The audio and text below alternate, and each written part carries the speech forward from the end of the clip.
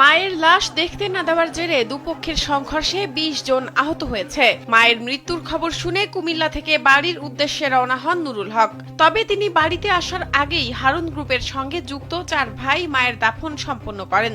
এতে বাড়ি পৌঁছে ক্ষোভ প্রকাশ করেন নুরুল হক। ভাইয়েরা, তোমরা আমার 15 মিনিট সময় লাগবে, আমি কখনো কাটতে আসতে লাশটা নিও না, আমি একটু মারে বাড়ি যাই একটু দেখি। এ বিষয়ে তিনি ভাইদের বিরুদ্ধে গ্রামবাসীর কাছে বিচার দেন। নুরুল হকের অপর ভাই জহিরুল তার সাথে একমত পোষণ করেন। এতেই অন্য ৪ ভাই তাদের সাথে বাগবিতণ্ডায় যুক্ত হন।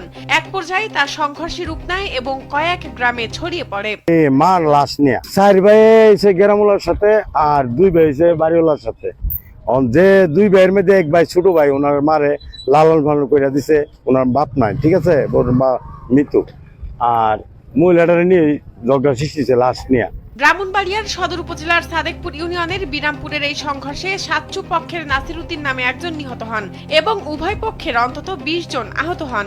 শনিবার সকাল ৮টা থেকে দুপুর ১টা পর্যন্ত ৫ ঘণ্টাব্যাপী দফায় দফায় এই সংঘর্ষ হয়। এ সময় দুই পক্ষের অন্তত ১০টি বাড়িঘর, ব্যবসা প্রতিষ্ঠান লুটপাট ও ভাঙচুর হয়। বিস্ফোরিত হয় অন্তত 30টি ককটেল।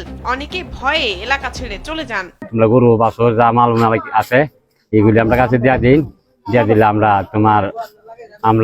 আমরা নিরাপত্তা জায়গা থেকে রেখে দিই। আর এখানে তো আগুন টাগুন লাগাই দিই, সেদিক দিয়ে খুবই গরম। পূর্ব বিরোধের জেরে এমনটি ঘটেছে বলে জানান গ্রামবাসী। এদিকে পরবর্তী হামলার আশঙ্কায় গ্রামের লোকজন বসতবাড়ি থেকে মূল্যবান মালামাল অন্যত্র নিরাপদ স্থানে সরিয়ে নিচ্ছেন।